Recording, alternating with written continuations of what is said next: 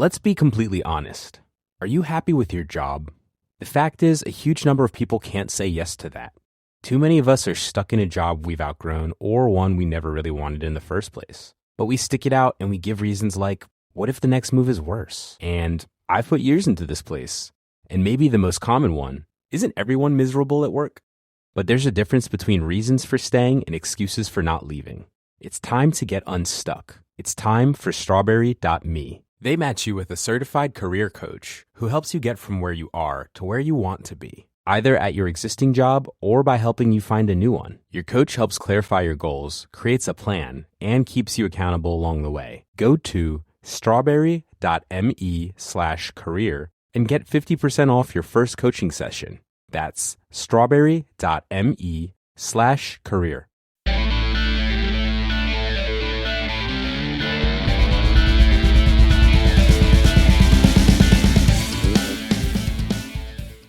Hello everybody and welcome to the Dragon's Lair podcast in association with the Riverside Sports Bar, the home of live sport and banging burgers in Newport. With me this week is Gav Leclerc and I'm pleased to say Gavin Thomas, he is back. Welcome back Gavin, how are you? Yeah, I'm well, thank you, and thank you everyone who checked in on me when I wasn't on last week, and also thanks to Lee who said, not Lee from Rap, but Lee, one of our listeners, who said, "Oh, you need to come back. I prefer it when it's crap and you're on." Which, backhanded comment. Compliment. Charming, isn't it? No, Gav, no party. It's not the same, is it? I was just about to say that. Yeah, it's not the same without it. There's no Gav, no party. Gareth, are you okay? Because you went to the football, didn't you, on Thursday night? Wales, Bosnia, the heartbreak. It was heartbreaking. It's a very late night down at Leckwith when you go out on pens. Great occasion. And for those who watched would have seen it was, a pretty good game in some ways, but losing on pens is tough to take. And now I've got a ticket to a friendly on Tuesday and I'm thinking, it's just not how I pictured my Tuesday going. I was thinking, right, finish work early, get down Cardiff early. Now I'm thinking, might just go to the pub.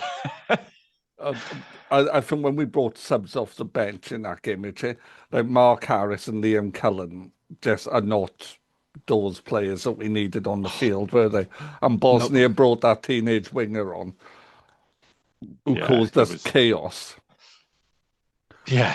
And we had Mark Harris and Liam Cullen flailing about. Yeah, they did frustrate me a little bit because there was a couple of chances and you think we could have actually pulled away. And for large periods, we deserved it. But well, Harry Wilson hit the post, didn't he, and the bar. So frustrating. But it's all right. Pens is a cruel way to go out, isn't it? But it is. It is very cruel. But I'm sorry, that penalty though from Brennan Johnson. I'm sorry. Look, I appreciate players who have the guts to step up and take a penalty in those circumstances. But at the same time, I think you're paid a lot of money and this is your job. And it ended up in Rose said that was an awful penalty. He didn't look confident all game, though. No, he had that air about him that he didn't have it, the bit between his teeth. But my dad had this theory that if a professional footballer took a penalty, if they missed it, they should be instantly sacked because in his head, well, that's their job. Their job is to kick a ball, and if they can't kick a ball 18 meters into a great big net, then they shouldn't be doing the job. Especially if they don't get it on target. Yeah, no, it was if the keeper saved it, that's fine because the keeper's doing his job. But if you can't hit that rectangle, then you should be instantly sacked. Yeah, I agree. Like, get it on target if you miss, fair enough. But when you blast it over the bar, I think it's inexplicable. Just terrible penalty. But it's heartbreak again, isn't it, for Wales? But as we say on this pod, it's the hope that kills you. It was very Dragonsy at the end, wasn't it? You've got to admit that. It was Dragonsy. You should be used to this by now, Gareth. Anyway. I know. Yeah, I just love it. Love pain.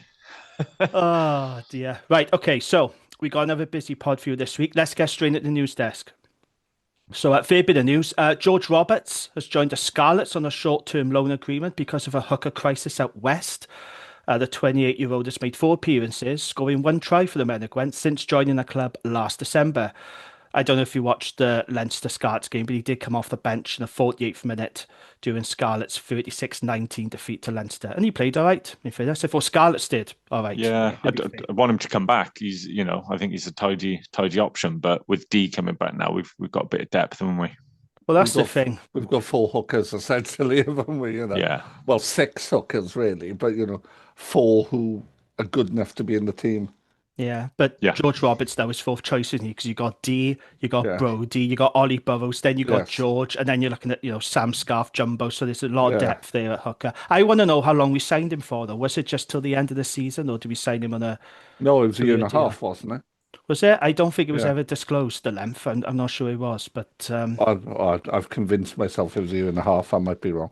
Be interesting to find out. But all the best, George. Obviously, go well at the Scarlets. Well, not too well. Not too well, obviously, no. But he's a good player. I like him a lot. No, I do like him. Yeah, just don't like the Scarlets. Oh yeah, that's understandable. No one does. Right, moving on to transfer rumours then. So, according to Wales Online, Dragons have found a replacement for Anne Wainwright, and it's Northland's back rower Terrell Patea. Nope, me neither. Patea is currently part of Blues' Super Rugby squad, and he's capable of playing right across the back row.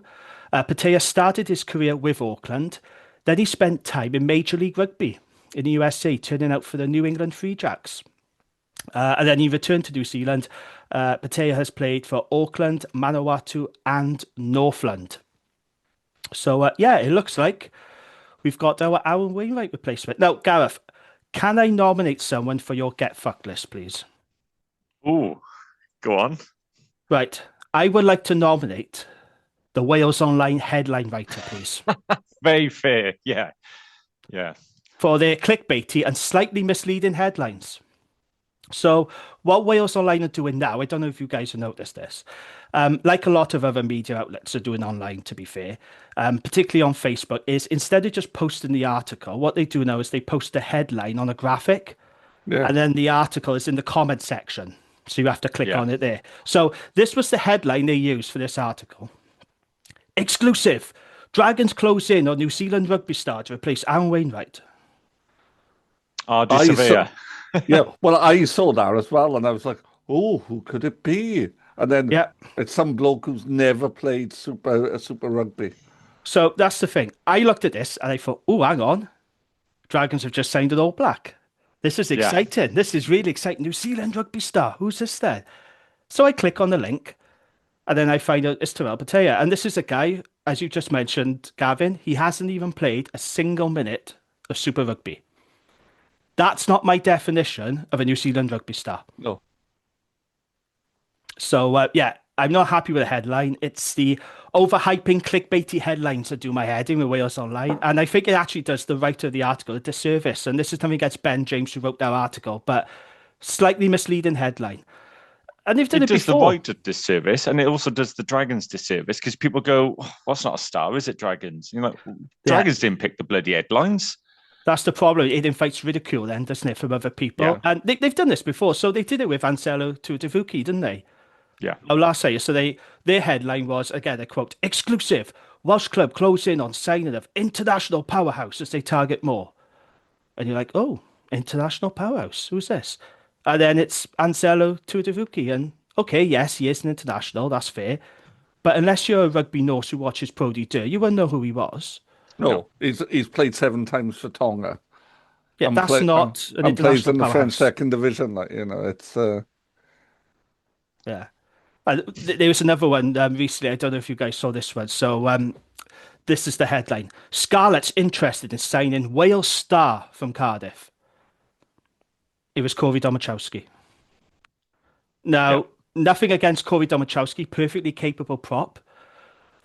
But he's not my definition of a Wales star. Literally nobody will call Corey Domachowski a Wales star. For me, Louis Rees-Zammit is a Wales star. He's not bringing in the casuals, is he? Jack Morgan, they're Wales stars. Jack Morgan is a Wales star. Anne Wainwright is a Wales star. Ben Carter, that is now a Wales star. Is Domachowski the one who, the social media video when he's stuck in the swing? Yes. He is a star for that, to be fair, yeah.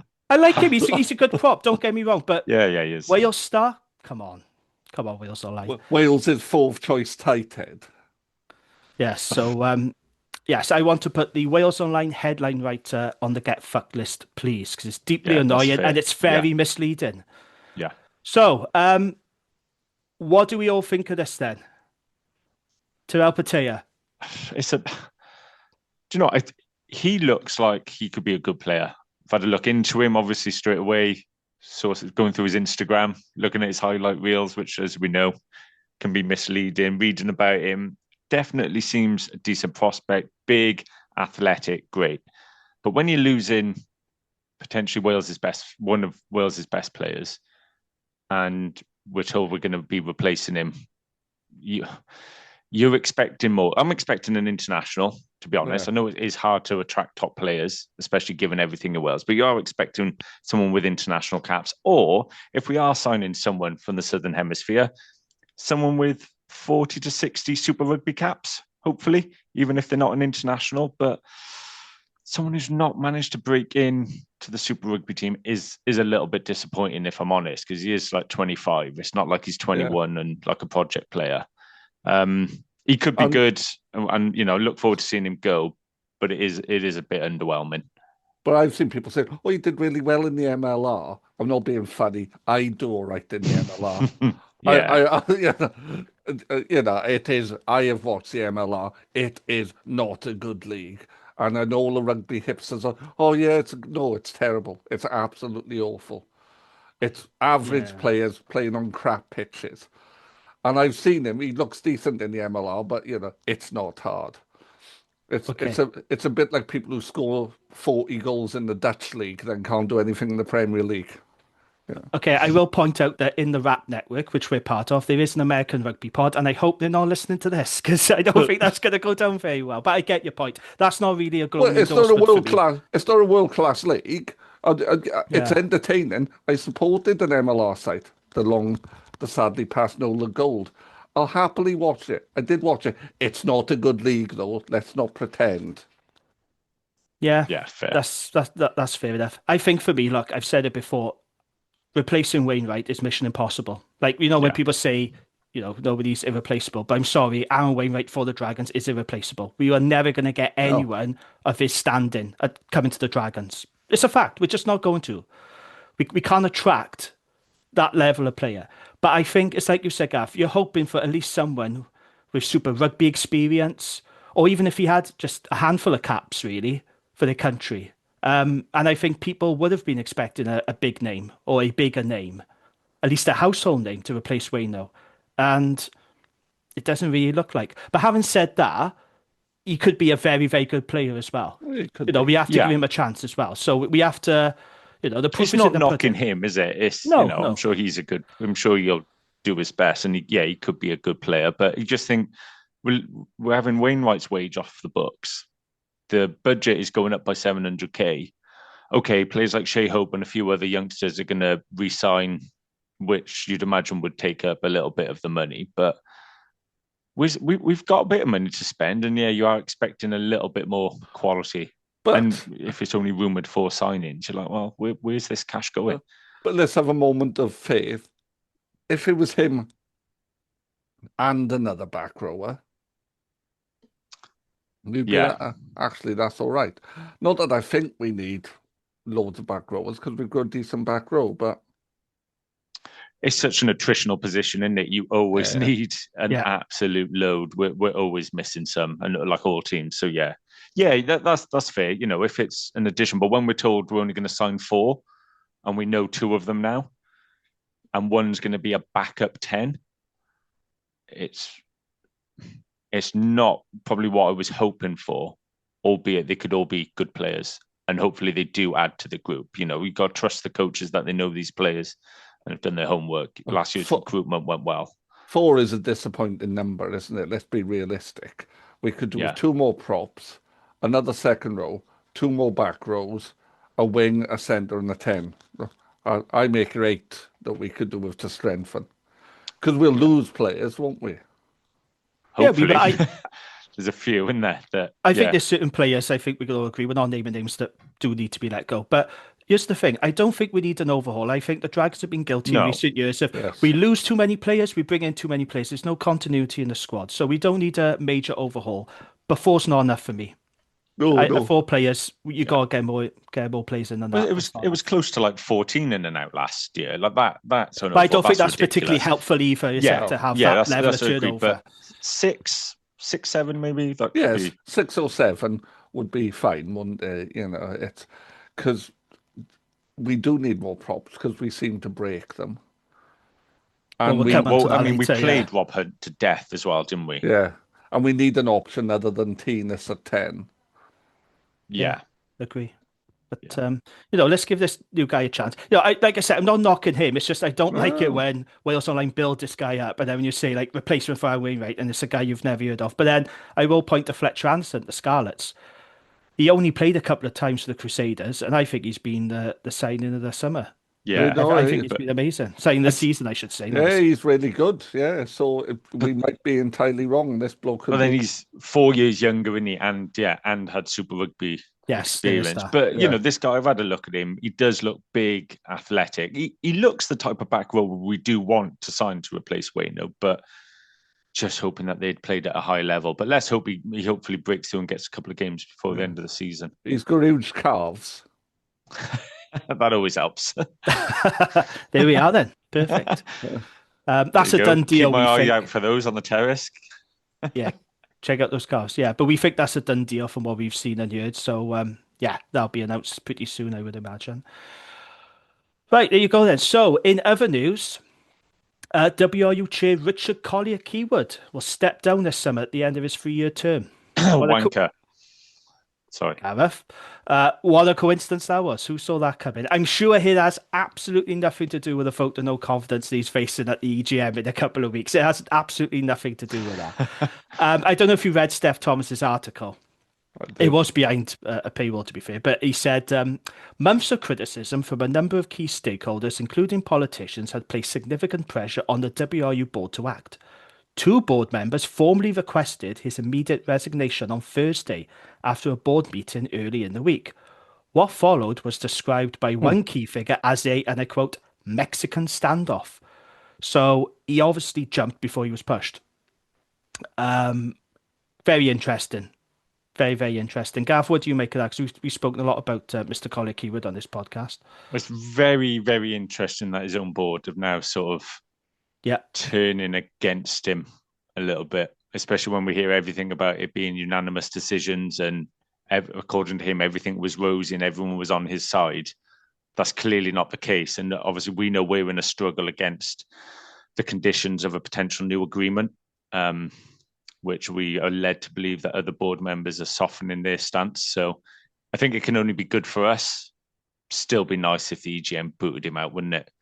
Just to give him that little bit of extra embarrassment.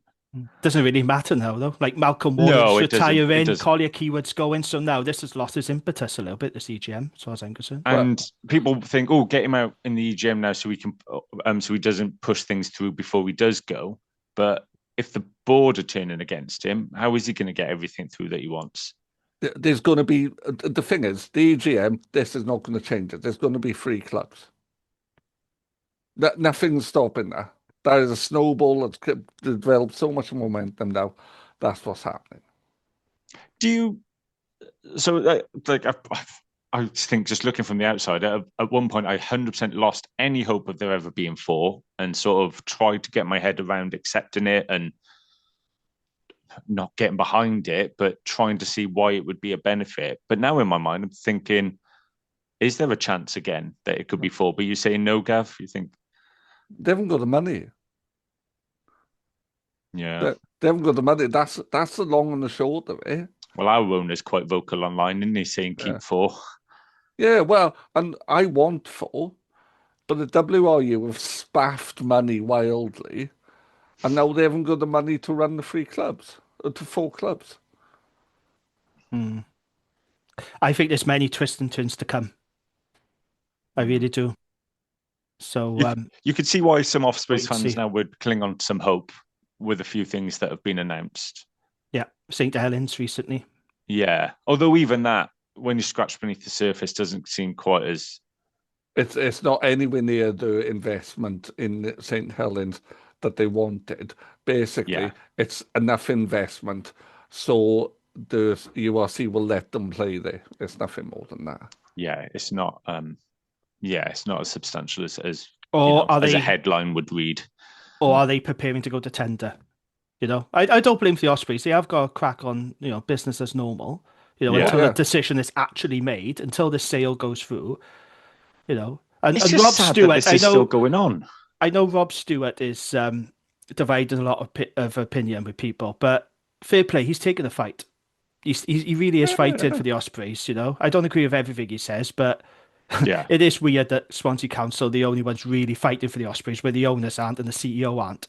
But it seems to be Swansea Council, and I don't blame them. Good luck to them. They got to stand up and fight, haven't they? They want professional rugby in the city, don't they? I understand why they would do it. I would Absolutely. expect the same from our councils, to be fair. Yeah, But yeah, it well, is a positive. But yeah, will anything change? It's just like we've just talked about recruitment and the type of players we're looking at, and we do welcome them to the Dragons. But this must honestly, it's got to have an effect. How could it not? Because if you're signing from a faraway land, you have no affiliation with any of these clubs. If you look at the Dragons and look at a club in England, why would you sign for someone who is got so much uncertainty around the future? You just keep that at arm's length, wouldn't you? Because at the end of the day, it's a job. You want security, like anyone. No, I agree. You make valid points, but I still think there's a lot of twists and turns to come yet, and this is Welsh rugby, so there'll definitely be some twists and turns to come. But going back to Collier Keywood, and I appreciate the work he did around the finances. I do think his work on that front should be recognised. And to be fair, that is his area of expertise. But as I said before, I think he's been a lousy chair. He worked 1 day a week at the WRU. He knew next to nothing about Welsh rugby or rugby in general, I don't think. And he wanted supporters to follow individual players instead of clubs. Do you remember that ridiculous comment? But also for me, he allegedly, and I stress allegedly because this story was pulled by Dragon Sports, but he allegedly threatened to resign if the WRU board didn't accept the Y11 bid for Cardiff. So Did that story get pulled? Yeah, so Dragon Sports put it up and then he got pulled. Now, I don't know why, but he got pulled. But that's why I'm saying allegedly. If that's true, I just think that's Richard Collier Keywood was swinging his dick around again, threatening people like he does because he's a bellend. Well, like I said, I don't think that's a good look at all. So I don't think he's going to be much of a loss to Welsh rugby whatsoever. He has been a barrier to progress in terms of signing these new deals. And the timing isn't a coincidence either, so let's be honest. Yeah, so... he's not brought anyone with him, has he? There's no one in his corner. No, not at all. Not at all. So wish him well in his new venture, wherever he does next, but I think it's for the best if Colin Kewell moves on. So, yeah, we'll see what the EGM brings. But, yeah, there we go. He's gone. Or he's going. And I think that might be for the best. Right, match review. So, on Saturday afternoon, the Dragons took on the Lions at Ellis Park. And to be fair, they put in a very spirited performance, coming away with a try bonus point, thanks to 2 tries apiece from Rio Dyer and the ever-reliable Aneurin Owen. Dragons found themselves in the lead early in the second half, but unfortunately several factors went against them. Injuries, altitude, the effects of a 6-day turnaround. It was always going to be a tough ask, and that meant the Dragons ran out of steam and the score finished 42-26 to the Lions. Now, we'll talk about the scrum and the scrum half crisis in a bit, but let's just focus on the actual game itself first. Gavin, you can have the first word. Now you're back with us. Result as expected, I would argue, but Dragons did stay in the fight and they picked up a try bonus point for their efforts. So there are positives to be taken from this performance, isn't there? I thought we did very well, personally. Yeah. Considering it's a tough place to go, we, short turnaround.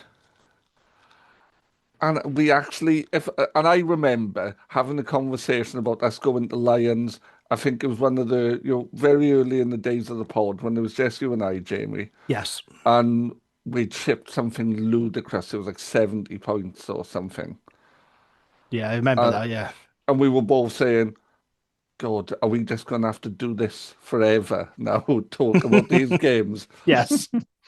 But there were times during that game, and I watched the first half. I was at football yesterday, so I watched the first half on my phone. And then I watched the whole game again back today. And there were times, even when I knew what the result was, when I thought, oh, we could win this. We could win this.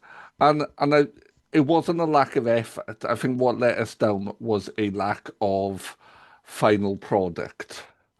And there were some key players who underperformed a little or just missed opportunities. And I know Rio scored 2 tries, but he probably also left another 2 tries out there on the field for me. There was one when we broke down the left and he's in a ton of space. And I don't know if it was a poor pass or him not being in the right place, but he spooned it. And then similar happened in the second half with Jared and in the first half with Jared. And then some of the decision, and this is why I like Angus at 15, not 10, because at 15 you can make a risky decision and it doesn't shoot you in the arse. Whereas at 10, sometimes it can do. So yeah, so that's all the negatives, but positive. It looked nice, didn't it? We looked to get our ball wide, and Iron and Nisi in the centre is the option for me because they play really well. And Iron's first try, that was Nisi who created that. Yeah, showed a bit of strength, Brilliant. Found a gap, and it was really selfless in giving it to an Iron. There was real positives there. I thought, the back row did really well at the breakdown. Thomas Young, I was worried about Bedell, but Thomas Young did what I know he's capable of. He was a real pain in the arse at the breakdown, which is what we wanted from him. And I thought Screech did all right. He'd go around the field. Yeah, defensively, I think it was first try when that big back rower, I can't the big so six. I'll come in here because I wanted to talk about this at a later time, but now you've mentioned it, I will. So one of the players that did impress me, it wasn't a dragon, it was a lion from a lion's point of view, was the 19-year-old flanker who put Angus on his arse. Was he 19? He's 19. He is Siba Mashahi. I think that's Mashahi. Yeah. That says. What a unit he looks. He was a pest all game, and he held up Thomas Young over the line as well. Yeah. So he saved a try there. I thought he was fantastic. Now, I thought he should have had player of the match, but Nico Stein got it. And he had a good game, to be fair. Yeah, but he really impressed me. That's one to keep an eye on, Siba Mashai. He was just a monster, wasn't he? Yeah, they got so much talent, the Lions. They don't get talked about like the other South African team. Yeah. But there's a lot of talent. Yeah. Sorry, Gav, continue. No, he was such a physical specimen. Yeah. And he brushed Rio off as if he weren't there, and then he ran through Angus. You won't want to watch that back poor Angus because he flattened him, didn't he? Mind you, it must be hard tackling a bloke whose legs are probably as wide as your hips. Yeah. So, but no, what a specimen that lad is. Yeah. And I know we're going to talk about it, but the set piece shot us in the arse, didn't they? It's dreadful. We just underperformed. It's not difficult. You go into Ellis Park, you're playing a Lions side, you know what you're getting. They're big, they're physical, they'll want the scrummage, and then they'll look to get the ball out. And we just looked so underprepared to scrummage. And I'm not singling out players because it's not down to one person. But that's 2 weeks in a row now where the scrummage has been absolutely dismantled like it's an IKEA flat pack. It has just been kicked apart. And for all our attacking intent, if you haven't got the pill, you can't do an awful lot. Yeah, no scrum, no win. Yes, I said it last week. It's the wind out your sails, doesn't it? Yeah, I said it last week and I'll keep saying it. If you don't have a scrum, no chance for a win. And I'll talk about the scrum in a little bit because I got real big concerns about that. Any other comments, Gav, you want to add to that? No, I think it was a B performance for me. I think we did well. We got something out of it. That's pretty much all we wanted from this season, isn't it?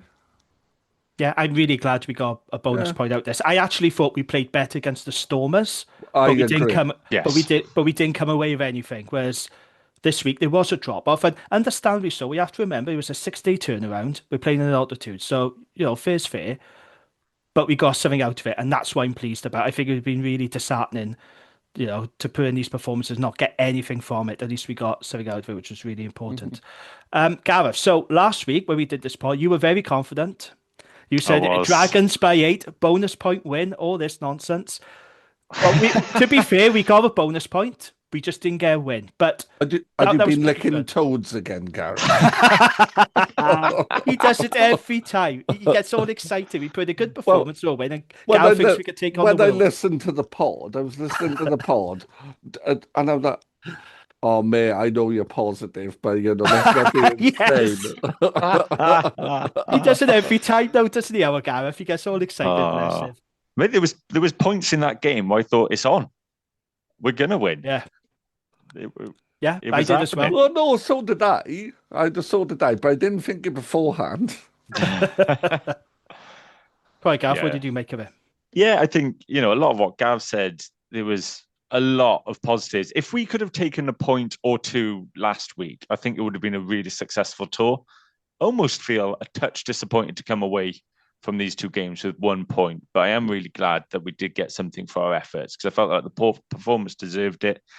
Again, like some of our defence is really good. Our scramble D is really good. We played smart rugby. We were pretty obvious we weren't playing any rugby in our own half. We were happy to kick the leather off the ball first half and not let the Lions in through silly mistakes, which is a really smart way to play over there. I was quite happy with that. And then our work at the breakdown, like Gav touched on, and I would know in as well, adding to how well the forwards were competing. It just looked like we've gone with a nice game plan, turn the ball over in their half and try and punish them. And for a long period, it worked. I was really pleased with it. Owen and Anisi, like Gav said again, absolutely fantastic centre partnership. They're just clicking, really, really beautiful to watch. Looked to get the ball wide a lot as well, but it just didn't always stick with Rio and Rossa, sadly. It was a few times we couldn't quite keep hold of it. But we were creating space, which was really good to see. And I think the forwards in many ways battled so hard and fronted up, especially at the breakdown. But that scrum, I mean, we can do this to death, but the scrum just absolutely killed us. It's just so many easy ins. Like their try came from them shunting us off the ball. It's frustrating because you just think, how is there that much of a gap between the teams scrummaging wise? What are we not doing? It needs to be addressed. And Gav touched on it. It's not down to one man. And scrummaging is a unit, but we were a lot better with Rob Hunt. So why is there such a drop off now? So there are concerns at tight head. Yeah. I think it's an area where we clearly do need more strengthening. I'm not a recruitment expert, so I'm not sure who's out there who we can go and get. But I didn't know of Rob Hunt before this season, so it's frustrating. I think there was times when we put some really good work in and put some nice back play together. And then, if it come to a scrum, you just knew what was happening. But there are blokes like Rob Hunt all through the Curry Cup. Yeah. Because if you ever watch the Curry Cup games, they're just huge blokes scrummaging against each other. And because there's so many huge blokes in South Africa, lots of them don't get picked up. So there's bargains out there. There's money ball signings. And yes, I know what people are saying. Oh, but that's not helping the Welsh game. We've got loads of Welsh props. Another big South African's not going to hurt us. No. Okay. And also, it's not helping some of our young back rowers being in a rubbish scrum and not having the ball to play with either. It's not helping them be in a proper rugby game, is it? And they're helping us compete. So doesn't help anyone. You know yourself, Gareth. You've played in the forwards. If the scrum's going backwards, it's not fun for anyone, is it? No. It's energy sapping. It ties you in. It makes the whole game's harder from that phase, isn't it? So it's a fair point. Yeah, it is really frustrating. I do think we need strength there. But, the tries we scored were absolutely stunning. I really liked Owen's try, like you said, with Anisi being really selfless to give him the ball. That cross kick from Angus was it was DuPont-esque, wasn't it? That sort of flat, powerful cross Beautiful. kick. Absolutely stunning. And Rio took that really well. it was really good. I'm really pleased that we took a point from it, and despite the end scoreline, we did battle hard. Yeah. But it's a slightly frustrating tour that I feel like we could have come away with more. But that does show how far we've come. Last year, we shipped 60 points against them. Or the last time we were away. Yeah, very, very, very true. I completely agree. We always got to remember where we were last year to this year. And then, let's hope we take that step next year and let's get over the line. No, absolutely. Rio's try, that was my favourite moment of the match. I absolutely loved it. So first of all, I loved the try. The crossfield kick from Angus, perfectly executed. Great finish from Rio. And then followed up by quite possibly one of my favourite ever commentator quotes was, "Take that to the bank." Absolutely loved it. It sounded like something you would hear in NFL. Like you could imagine, can't you? Cleveland score. Take that to the bank. Well, absolutely loved it. We know that's not happening. All right, Gary, pipe down there. I should have said Cleveland. I should have said Seattle or something like that, shouldn't I? Oh, just compound my sporting misery. Wales, Dragons, Cleveland, County. County won, though. They did, yeah. We're staying up. Come on. Oh, staying up. Well, it looks like it now. Yeah, absolutely. But yeah, I absolutely loved it. Loved the try. Loved the commentary. It was fabulous. The scrum. I know we've talked about it, but I'll just add my 2 pennies worth. Dragons have 5 games left this season. I mean, it could be more if they beat Stade Français, but spoiler alert, that's not going to happen, right? So let's just say 5 games left. Sorry, Gav, to break it to you, but it's not going to happen. So we got 5 games left, and it's been a mostly encouraging season. I think we can all agree on that. Yes, we're 15th in the league, but to be honest, that's where I expected us to be. And the reality is, at the moment, Dragons are fundamentally a bottom 2 team. Until they start winning more, until we start winning more games, we are fundamentally a bottom 2 team. That is where we are. Okay, but it's been a positive season, and we have made improvements. But this scrum now is killing us. And it wasn't just the South Africa tour, because somebody said, "Oh well, Cardiff struggled out in South Africa with their scrum, and so did Edinburgh." We struggled against Benetton at home in the scrum. We did. Before we even flew to South Africa. And the last 3 games, watching a scrum has been utterly painful. And it's a big problem now. And I think unless the coaches get a grip on it and fix the problem, then I think Dragons could conceivably lose all their remaining games because they don't have a scrum. It's that bad. Because losing guys like Rob Hunt and Cyril Damani as well, I have no doubt, yes, he was only on loan until the end of January, but had he not got injured, they probably would have extended his loan deal. Losing those guys has really weakened the scrum. And I'm not on this pod to throw players under the bus. That's not what I'm here to do, okay? Nobody goes on a rugby field to be shit, right? They're trying their best, these guys. But the majority of penalties are coming from the tight head side. Not all of them, but the majority of them are. Yeah. And I think losing Rob Hunt has really, really hurt us. And then you got Philo changing the entire front row after 51 minutes. So Elliot D came on, bags of experience, great player, fine. But then you're bringing on with him 2 kids. You're bringing on Jordan Morris, who's 22 years old, and then you bring on Owain James, who's 20. Now, I don't want to say you're setting them up to fail, but when you're throwing kids like that out in South Africa against a massive pack, they're going to struggle. It almost doesn't feel fair to me, but that's where we are now because of injuries. And I think our scrum is really going to hurt the progress that we've made this season. It's a big, big problem. But here's the problem. No, Gav, how do they fix it? How do they fix it? Because you got Chris Coleman, who is great to have him back from injury, but he has been struggling, it's fair to say. Luke Yendall doesn't appear to be trusted by the Dragons. They'd rather play 20-year-old Owain James in front of him. And then you got Owain James, who, of course, is learning on the job. They've got to make do with what they got, because the thing is, Gav, you say about bringing someone in, I don't think they're going to bring anyone in now. No. It's that point of the season. It's 5 games left. Well, they have to make do. Well, who could they bring in? They couldn't bring anyone in. What you'd end up is like a George Roberts situation, where you get some bloke who's 4th choice at Ospreys or whatever, and has played 5 games for Bridgend. It's really, really difficult. And Dylan Lewis, to be fair, I looked at his Instagram the other night, and he is working really hard. He's working really hard. I like his content, to be fair. It's I know behind the scenes. I know Dylan plays the Joker, right? That's just his personality, but he is working really hard. Did you see he was doing wrestling with Ollie Griffiths? I A wouldn't bit fancy that extravagant. either. No, so to be fair, he says he's desperate to get back. The problem is time is running out now. Yeah. And it's been really disappointing not to have the experience of Dylan Lewis. But we've got a big problem with scrum time, boys, especially on the tight end. And it's really worrying. And I think it could sabotage the progress the Dragons have made for the rest of the season. That's how concerned I am about it. I think it already has a little bit, isn't it? To be fair, yeah. Yeah. And it's not the kind of thing you can coach away quickly. No. Because, yeah, it's not about individuals. Scrum as a unit, but it's about the way we're training the scrum. And we don't have a scrum specialist, do we? We don't have like a specialist front row or tight five coach. So I think what we're setting up quite passively.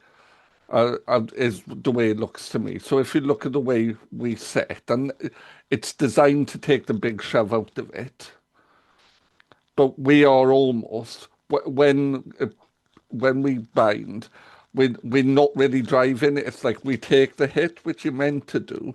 But if you look at someone like Ellis Genge, I'll use him as an example. He doesn't change his bind illegally, but he shifts his bind to give him right at the final moment, just to give him a bit more impact, a bit more momentum.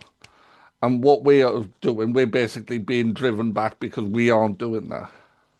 No, it was another tough day for the scrum. And I did feel sorry for Jordan Morrison or Wayne James. Like, in an ideal world, you really shouldn't be bringing on kids like that, should you? Up front against a massive in Ellis Park, like Jesus. I know it's just like this.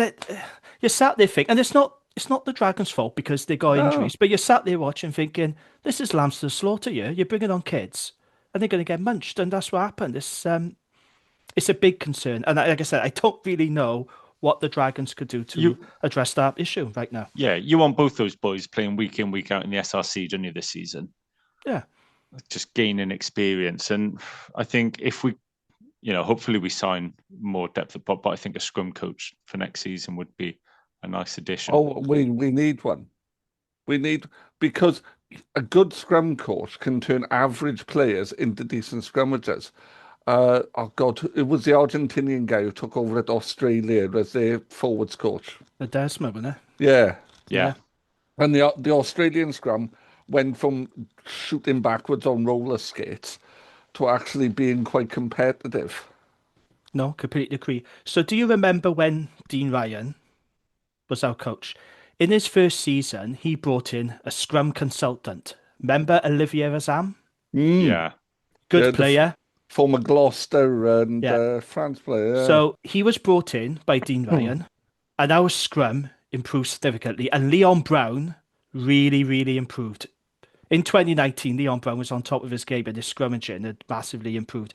I kind of feel like Dragons need to bring in a consultant or a specialist. I know Sam Hobbs is our forwards coach, and to be fair, Sam is doing a very good job. Yeah. But the scrum is so important. The scrum is really important. It's such a weapon now. It gives you penalties. It gives you territory. It gives you penalties. It's so important. If you've got a good scrum, that's a powerful weapon. And what we've got now is a very weak scrum, and a scrum that's going on roller skates or is flopping to the floor. And like I said, I'm worried about it now. We got Stade Français next, and we got the Bulls. Do you know what I mean? Two massive packs. How are we going to compete up front? Yeah, it's interesting you say about how we're setting up as well, Gav, because if we're setting up to hopefully gain parity, then you're either going to gain parity or you're going to lose the contest. If you're setting up to be aggressive, your ceiling's going to be a bit higher. We're not winning pens ever at scrum time, are we, at the minute? So, and I'm not in there, so I don't know what's happening, but it doesn't look like that. If you compared it to the way from the set, if you compare to the way the we drive in the set and the way, for instance, Benetton were. Yeah. Kind of Benetton were looking for that extra half inch beyond the set. And Robert Hunt does that naturally. And Robert Hunt's bind is just really, really beautifully done because he doesn't illegally shift. But what he'll do, he'll drive his bind, still a long bind, but he'll move it up. So he's already driving the opposition prop down. Yeah. So get a scrum scrum doctor in. Come on, Dragons. It makes sense, doesn't it? It does. I think that's what they should do. I don't know if they won't do it though. Because that's my Playing concern this with season. us at the minute is that we have shown so much improvement this season, and it's been great over Rodney Parade. Like, it has been an absolute joy to be over there. But we can't sort of think, oh, there we go, we've improved tidy, because everyone else is trying to improve again next season, and we're still 15th at the minute. So we do need to look, how can we be better? Because we've still got a long way to go. Yeah. Oh, And I massively so. But if adding you to haven't the got coaching scrum, ticket, and yeah, Sam Hobbs has done a great job with the forwards. The line-out's really good, driving ball's good, deep, and just the aggression around the park from the forwards. I'm really happy with that. But yeah, just get a specialist in. Come on. yeah. But, a good set, and our set piece has been patchy, isn't it? The lineup's been good, in fairness. Well, it has generally, but when it goes wrong entirely the wrong time. We've had doesn't a it? couple of games where it's been, consistently bad, hasn't it? Yeah. In the odd one, but especially without Carter running it. Yeah. So, every time now we go for a scrum, my toes are curling. Because you know what's coming. You know what's coming. Yeah, I'm quite concerned about that. So let's see. Hopefully there'll be some improvements. Shout outs for me then. So congratulations to Brodie Coghlan on his 50th cap. That went quick, didn't it? Oh, yeah. Class player. Congratulations. Love Yeah. Brodie. Absolutely love Brodie. What a player. Nice moment for him and his family. So congratulations to him. Angus O'Brien reaching 500 points for the Dragons. Nice. That's a great milestone for him. Well deserved. Do you see the clip from the Dragons that they put out getting his first points as a teenager? Yeah, I saw that. He looks so young, didn't he? And the hair. It's massive bouffant. Yeah, bring it back. Yeah. We'll talk about this in a bit more detail, but I do want to give a shout out to Jack Lloyd for having to play scrum half for 25 minutes after Rodri's HIA. Philo said this: we had 2 HIAs with our halfbacks coming off, and our young 10, Jack Lloyd, had to go and play a position he had never played before. So he had to adapt and stay agile and try to apply pressure. Do you know what? He did well. Considering he never played scrum half before, for a young kid to do that, I thought Jack Lloyd did a decent job at 9. Fair play to him. He did do really well. But I tell you what, you look and think, why did the Lions pull away? And you think, we were all over the shop as a team. Like, that is difficult to deal with. But he did do really well. Fair play to him. It wasn't like a noticeable drop, was it? But no, I think as a team we just got tired, didn't we? Because of the altitude and all that stuff. 6-day turnaround as well. Yeah, but we didn't make that many changes, to be fair. Not as many as I thought we would make. No. Teams don't win at Ellis Park generally. It's such a tough place to go. Going to South Africa is hard. It really is hard. Fair play to the teams who can go down there and get a win, but it really is a tough place to go. So, I want to give a shout out to Jack because I thought he did really well. I have to give another shout out as well to Anarian Owen. I talk about him a lot on this pod. I'm Ben Carter, but I'll say it again. Anarian is quietly having an outstanding season. 2 tries, 11 carries, 10 tackles completed, and a turnover. Always leads by example. Always speaks well in interviews. I like what he said after the game as well. So Dragons put up an interview that they did with him after the game. He said, "We feel like we're growing every week and getting better. But again, at the same time, we probably need to learn a little bit quicker." Spot on. That is spot on. That's exactly how I feel about this Dragons team.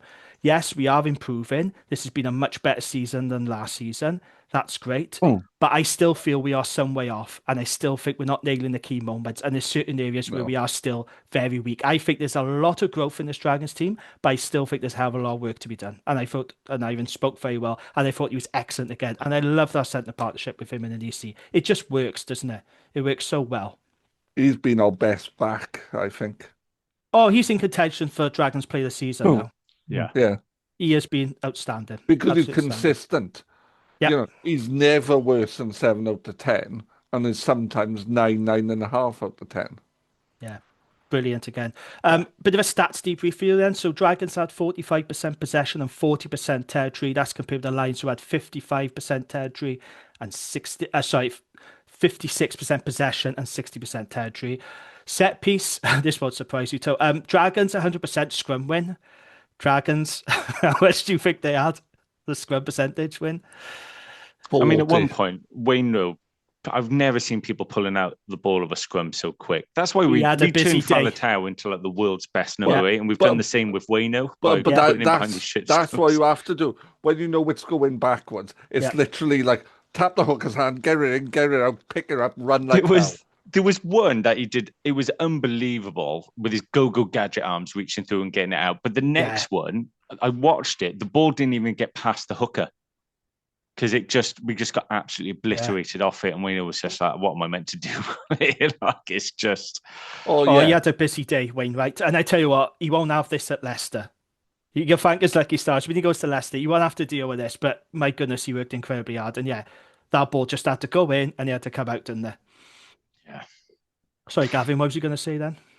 No, I was just going to say in terms of that kind of Wayno's work, it's no wonder really, like kind of we rate him so highly because he was pulling rabbits out of the hat yesterday, wasn't he? You know, he really was. And that's when I feel sorry for him then. Because like I said, he won't have to do that at Leicester. No. You'll get a lot more joy and success there. But it just shows what a brilliant player he is, despite, consistently being on the back foot with us. But they were a fantastic performance for Wayno. So the Dragons' scrum win percentage was just 67%, which still feels high to me. But it's fair to say we've gone into detail about it. The scrum is a disaster. Something needs to happen if Dragons are going to continue their progress because it's quite worrying that we got no scrum. The good news, however, is the Dragons' line-out ran at 100%. Compared to the Lions, which ran at 84%. So that's a win. That's a small win right there. The attack stats are quite interesting. Listen to this, Garth, because you'll like this. So Dragons made 192 post-contact meters and 5 line breaks. Right? Now listen to the Lions stats. The Lions made 333 post-contact meters and made 12 line breaks. That tells a story right there, doesn't it? Yeah, I think that 6 probably made 80% of that, just running over people. They're so good in attack. They really are a joy to watch. Their offloading game is so strong. Really, really good. Like I said, it's great to watch, except when they're playing your team. When it's against your team, you don't want to see it, do you? But they really are. You'd love to be the Lions when you they're not full of superstars. They're just a quality team that are all on the same page, especially in attack, and I would love us to be that, though. That's what I want us to be. They've got a playing style that's really definable and discernible, and they just get players who fit that style. Yeah. Disappointing turnover stat, though. So Lions lost 11 turnovers. We lost 17, which is quite high. That's quite disappointing to lose that much ball. And then finally, Lions conceded just 5 penalties all game. Dragons conceded 11. Not too bad, but... yeah, some of them were a bit finicky as well. Like a couple of not rolling away when he's trapped in by some massive Afrikaner. But there we are. That's the tail of the tape. Those are the stats. Now I wanted to talk about the scrum half issue. So the Dragons have a scrum half crisis now. Shea Hope is out for the season, as we know. Morgan Lloyd is currently injured. Now, I don't know how long for, but he is on the injured list. Okay. And both Niall Armstrong and Rodri Williams were forced off in the Lions game with HIAs. Okay.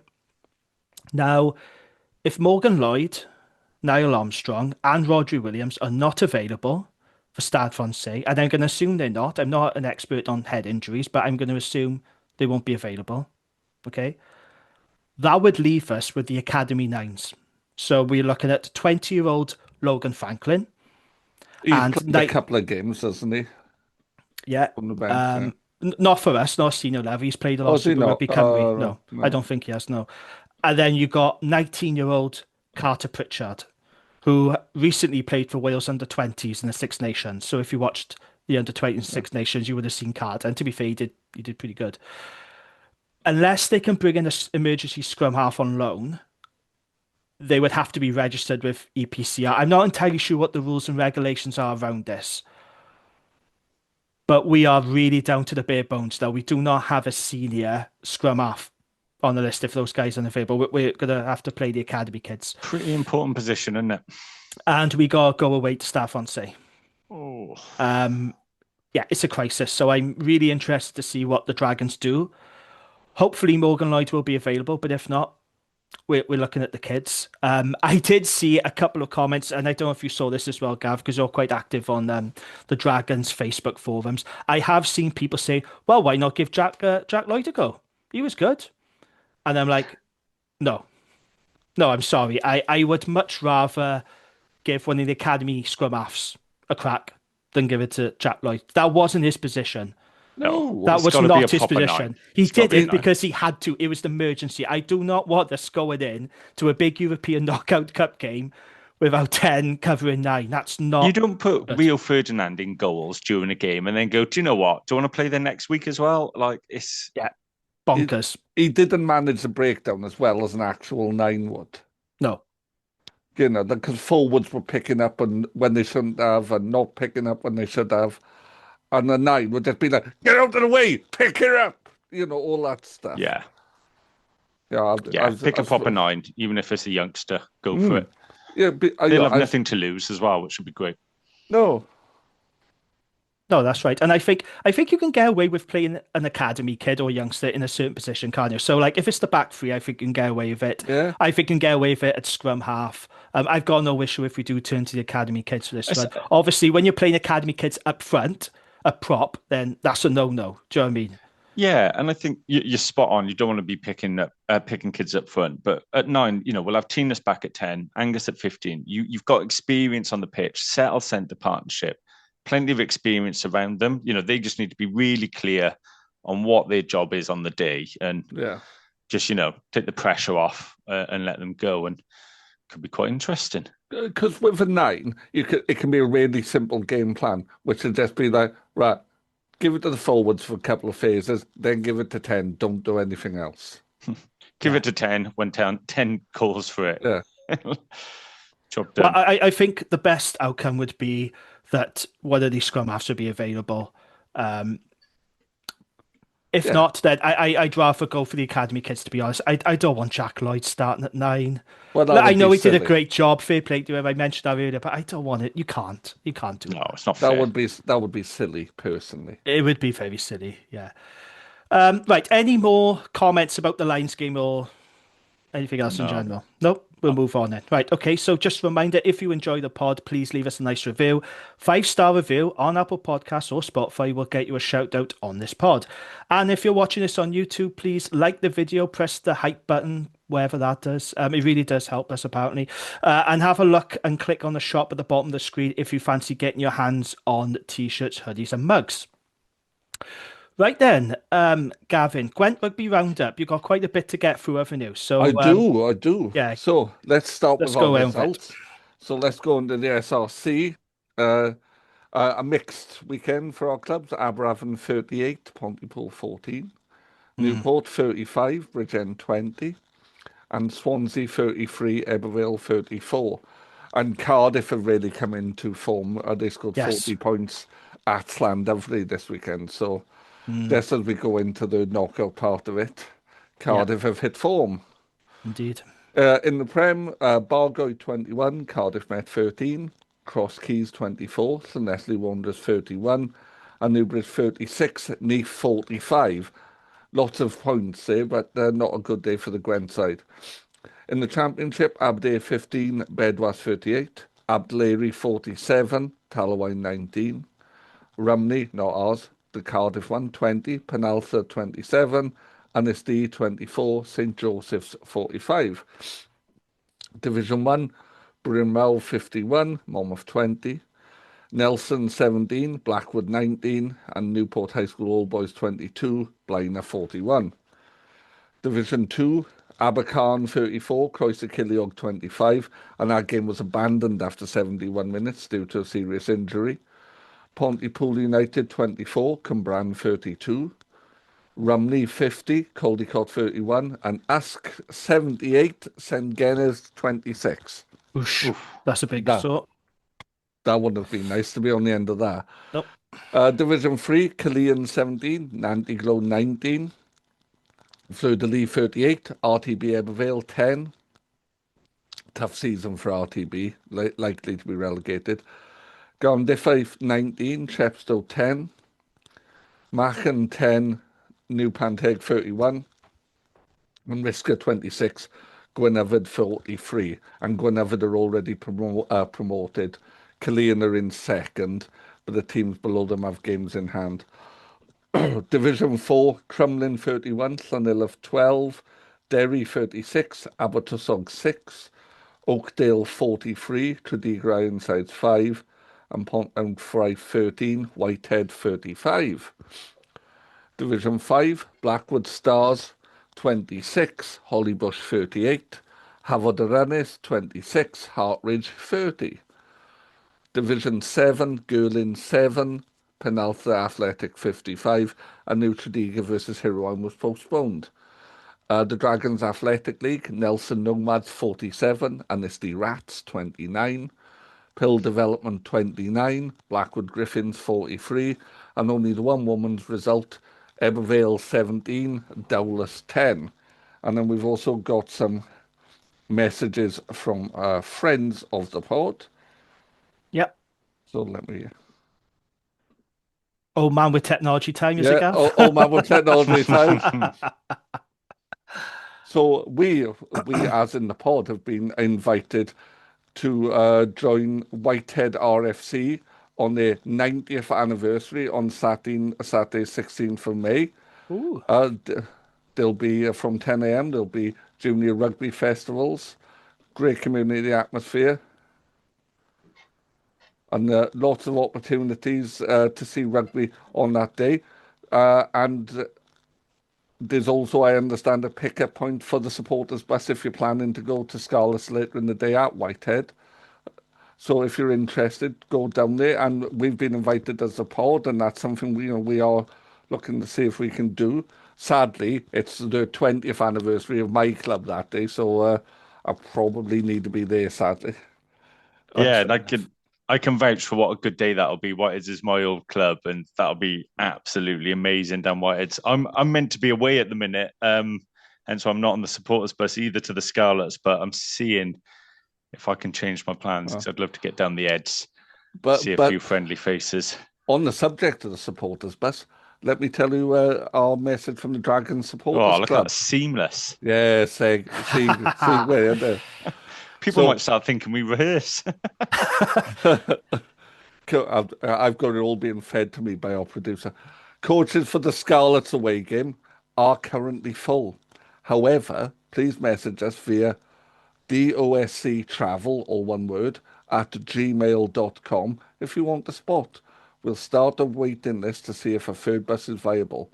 And on the rugby news front, the Dragons All-Stars secured a great win against Worcester this week. It was a fantastic display of mixed ability rugby played with the right spirit, and well done to all.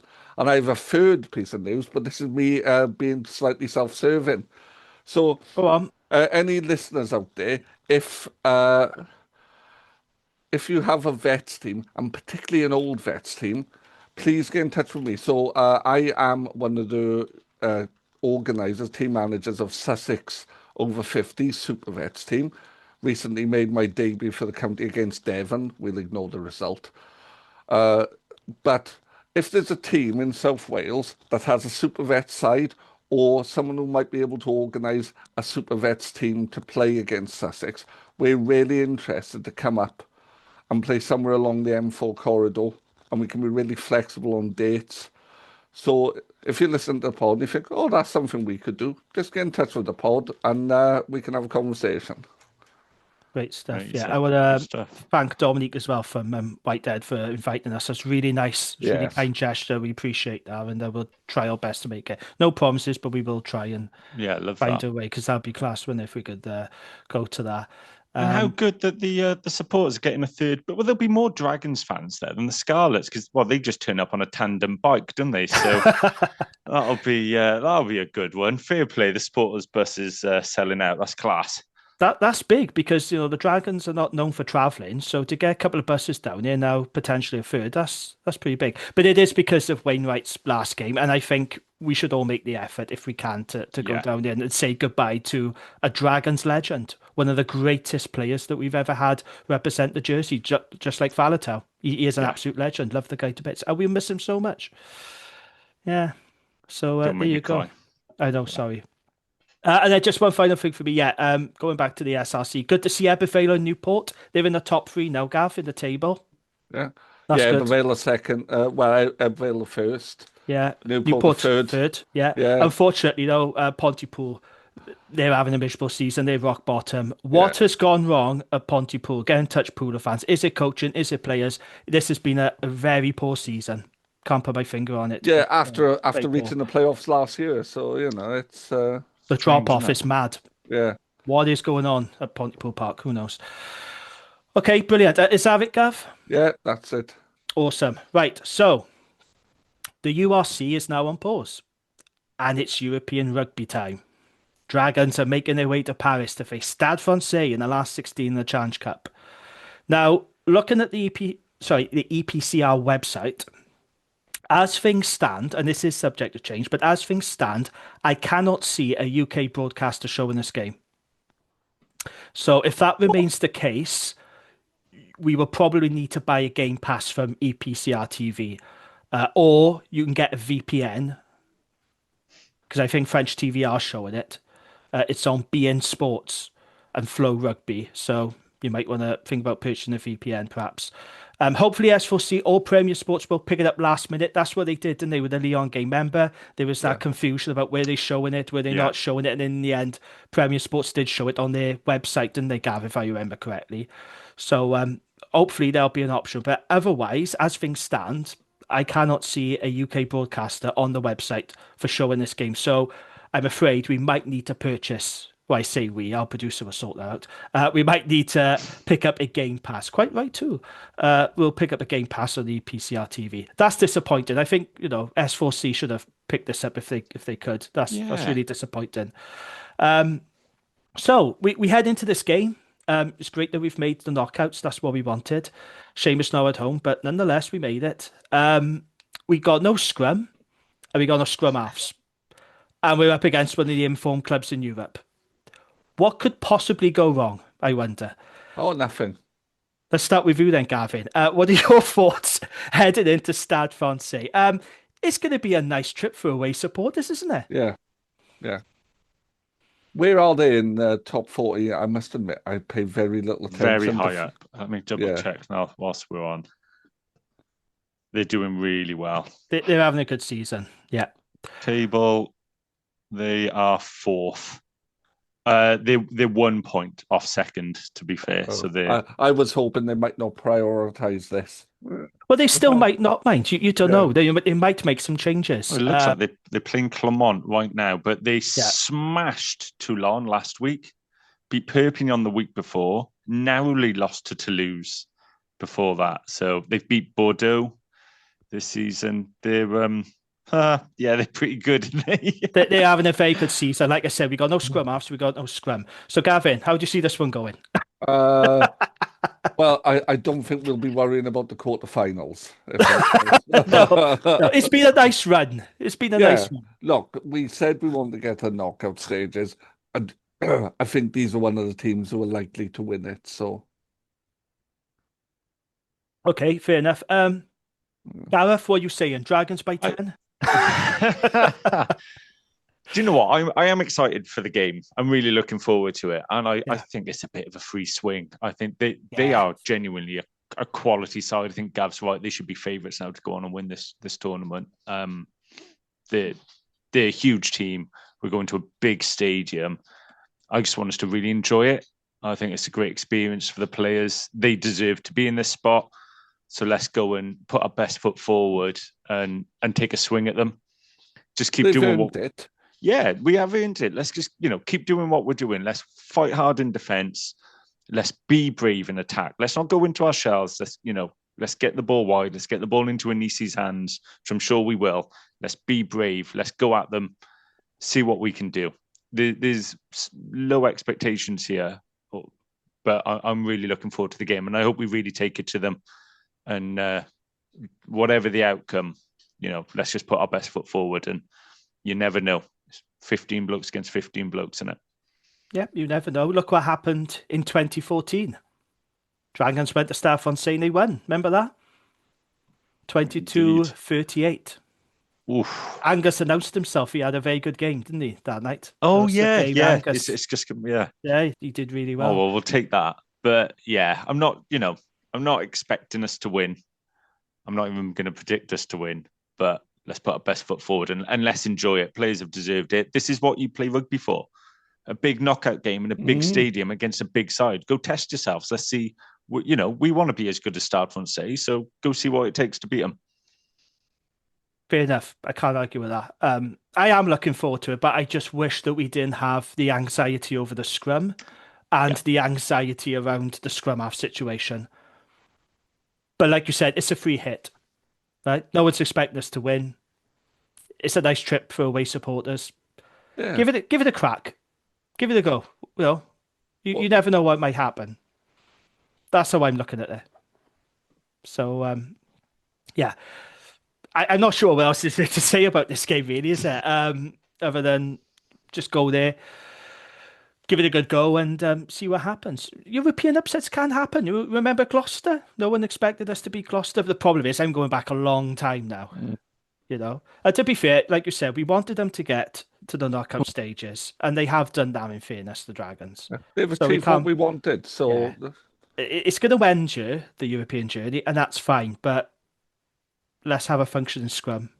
Yeah. Let's give it a good crack. Yes. Yeah. Functioning scrum and a scrum half, and we'll be great. So we'll bring Tinas back at 10, won't we? Put Angus back to 15. Yes, I'm hoping Tinas will be available. I'm hoping Levi Douglas will be available because he missed the Lions game, didn't he? Failed the late fitness test. That meant Screech came in, Kai Evans as well, then Anderson came in. So I think Levi was missed as well against the Lions, that big ball carrying option as well. I think he'll make a difference to the scrum mind. If you've got a big bastard lock behind you, then you got a better chance, I think. I think fair. Levi does add to the scrum as well. So I'm hoping Wyn Jones will be available. He didn't play last week. I don't think he's injured. I think they might be saving him for this one. We should take a pretty good team. We should take I think we'll go fully loaded for this one. I think we will give it a good crack. I think we will. We have to. We've got a longer turnaround then until the Bulls, and it's good like 10 days or something. Yeah, I think we'll give it a good crack. We might as well. We got nothing to lose. But like I said, the question marks that I'm expecting it'll probably be Coleman and Owain James again, unless Yendel comes in from the cold. Luke Yendel, I doubt it. I don't know. Don't know what's going on. If he hasn't been picked so far, I can't see him being picked now. No, so we're gonna have Coleman, but I think Wyn Jones will help having that experience. So you're probably looking at Wyn Jones, Elliot D, and Chris Coleman front row. And then, would you start Levi Douglas or have him on the bench? Because I quite like Seb Davis and Ben Carter, then with the added umph of Levi coming on later. Or would you put Seb Davis on the bench to come on? I'd bring Levi off the bench, I think, because he does run out of steam, doesn't he? Bless him. Yeah, do you know what? I think when he first come back from his injury, he was running out of steam, but I think he has looked pretty fit. I'd be tempted to start him just because we need to get over that gain line. And Seb's been stringing a couple of decent performances together, to be fair to him, but I'd be tempted just to put our best team on the pitch and stay in that fight as long as we can. Yeah. And who knows, rattle them. Miracles could do happen, don't let's they? Try and rattle them and get the crowd on their back. Yeah. Fair enough. Okay, so this is a Sunday, and it's an early. Is it 12:30 kickoff? It's an early kickoff, isn't it? I think it's quite early this. Is that Easter Sunday? It is. Yeah. So obviously the missus and the little one. What's our plans, Easter? Daddy sat in front of the telly, mate. Dragons are on. Granddad's coming over. Get the game on. Lunchtime kickoff. Yeah. Yeah. Okay, so predictions. Gavin, how do you see this one going? Stade by 15. Fair enough. Gareth, Dragons by how many? I think I'm going to go Stade by 9, but good performance. Okay, fair enough. I'm going Stade by 17.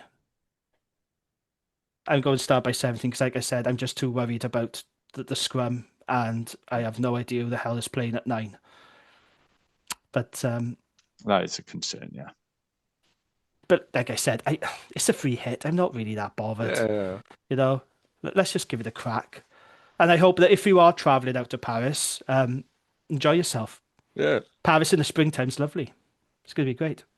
But let's hope the Dragons, and I do mean this, though, the serious note, you know, we saw what happened out in Perpignan. Now, I know a lot of people who went over to that game, and that was an absolute disgrace, that performance. They were very let down by that performance. Let's hope that they give the travelling supporters something to cheer about in their competitive, and I mean that. I think the Dragons got to do their bit to give travelling supporters something to cheer.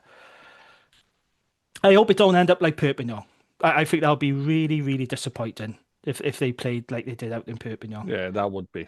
That would be terribly disappointing for everyone. But yeah, I don't think it will. I think we've turned a corner since then. We've got a lot about us.